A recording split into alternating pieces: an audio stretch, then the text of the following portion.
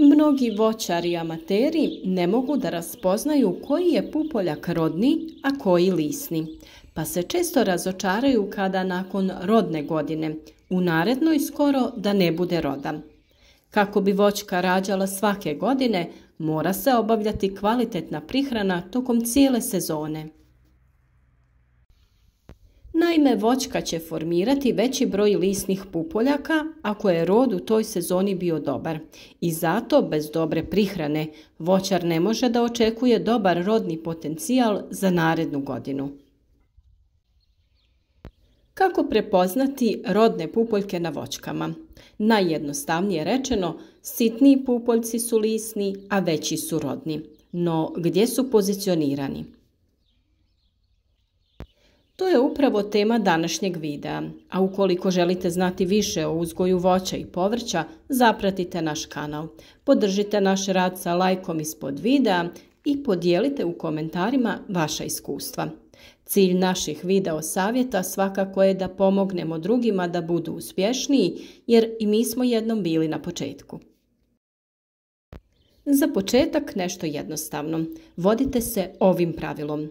Veći pup daje rod, a manji pup daje list. Jednostavno rečeno, sitniji pupoljci su lisni, a veći su rodni. Kao što nije dobro kada su na voćkama skoro sve rodni pupoljci, što je slučaj na primjer kod Santa Marije sorte krušaka, isto tako nije dobro da su na granama mahom sitniji, to jest lisni pupoljci. Međutim, ne mora da znači da je svaki veći pupoljak i rodni. Ako tokom vegetacije nije bilo dovoljno dobre ishrane sa elementima koji su potrebni za formiranje roda, kao što su fosfor, kalij, bor i sl., neće doći do formiranja plodova iz svakog većeg pupoljka. Upravo zato balansirana ishrana voćaka i u slučaju dobrog roda ključan je faktor za formiranje generativnih pupoljaka za narednu godinu. U praksi to znači da se od juna obavezno vrši prihrana voćaka sve do pred samu berbu, pa i kasnije u barem 3 navrata, sve do opadanja 50% listova sa stabla.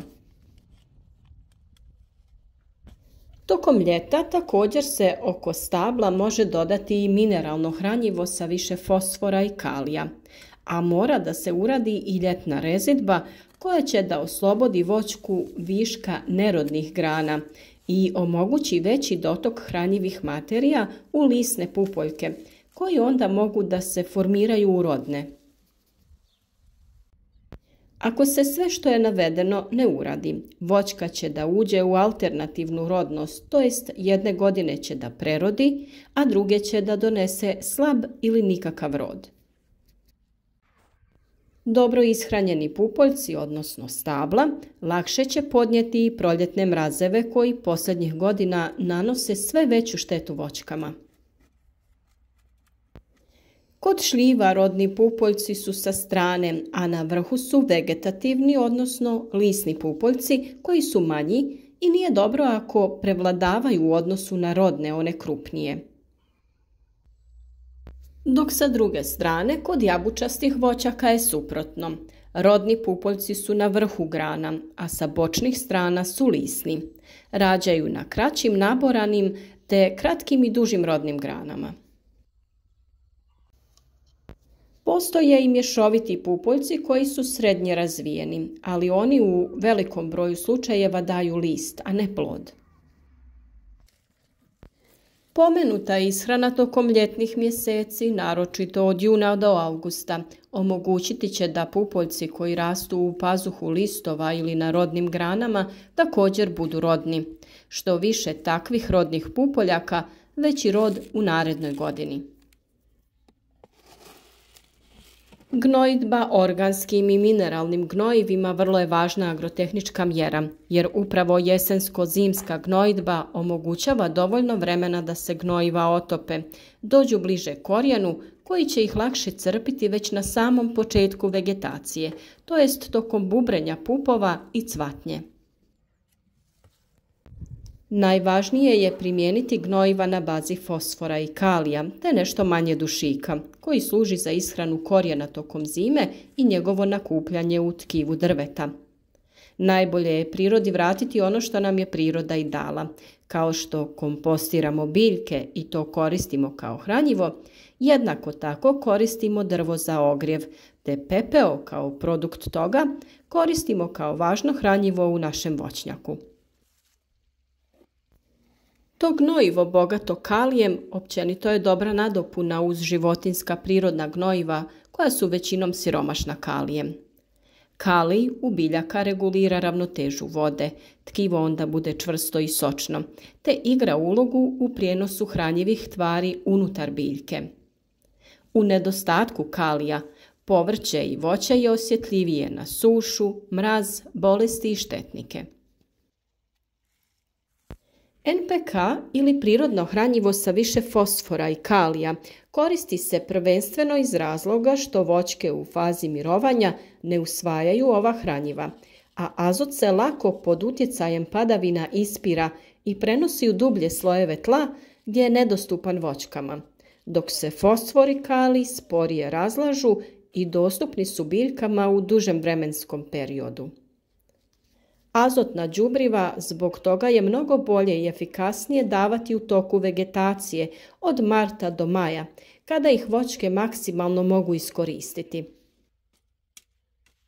Kada se radi o pepelu, količina kojom se tretira mora biti kontrolirana, a preporuka je da se na površini od 100 kvadratnih metara koristi ne više od 10 kg pepela godišnje, otprilike 100 grama pepela po kvadratnom metru.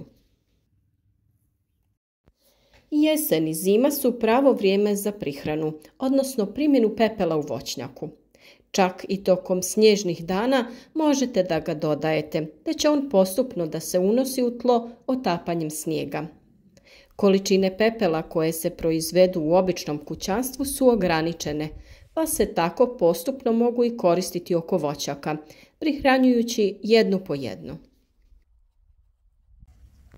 Voćnjaci se prihranjuju najčešće u 3 navrata.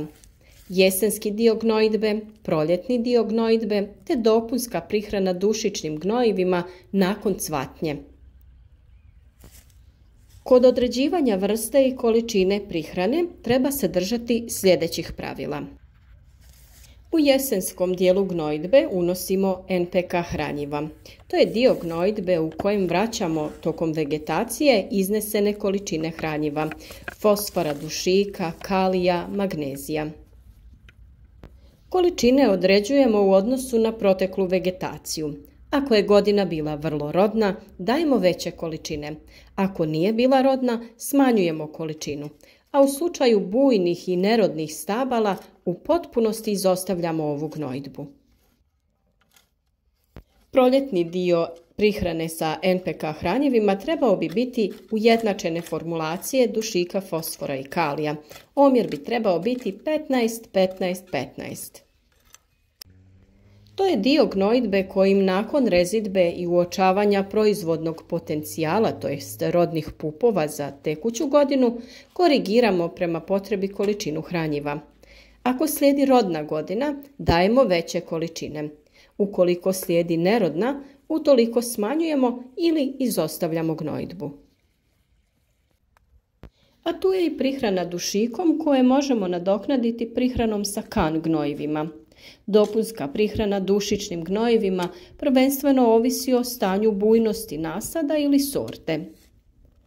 Količinu prihrane dušičnim gnojivima određujemo najčešće prema dužini jednogodišnjih grana i vodopija u protekloj vegetaciji. Optimalna dužina jednogodišnje grane je od 20 do 40 cm. Ova hranjiva dodajemo nakon cvatnje kako bi bila dostupna u fenofazi rasta mladica, diobi stanica plodova i rastu staničnih stjenki. Svako produženo djelovanje dušika i rast vrhova mladica po završetku mjeseca juna je nepoželjno. Ukoliko se u većoj mjeri bavite uzgojem voća, tada se uvijek preporučuje odraditi analizu zemljišta kako bi imali tačne podatke o potrebama tla u voćnjaku za određenim hranjivima. Po stanju u voćnjaku možete i sami probati procijeniti koliko su voćke hranjiva potrošile po urodu od prošle godine, pa shodno tome dati NPK hranjiva, dodati stajnjak ili humus u tlo oko voćke te pepeo kao izvor fosfora i kalija. Nadamo se da su ovi savjeti riješili neke nedoumice i da ćete uspješno pripremiti voćnjak za nadolazeću sezonu. Vremenski uslovi su nepredvidivi, mnogo utječu na uspješnost uzgoja, a ono što mi možemo i trebamo učiniti jeste ojačati voćke hranjivima da budu otporne i izdrže proljetne mrazeve, da prikupe dovoljne količine da iznesu plodove koji će biti kvalitetni i ukusni.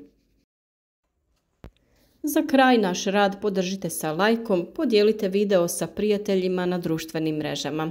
Pišite nam vaša iskustva u komentarima i ostanite s nama i u narednom periodu kako bi zajedno uživali u blagodatima prirode.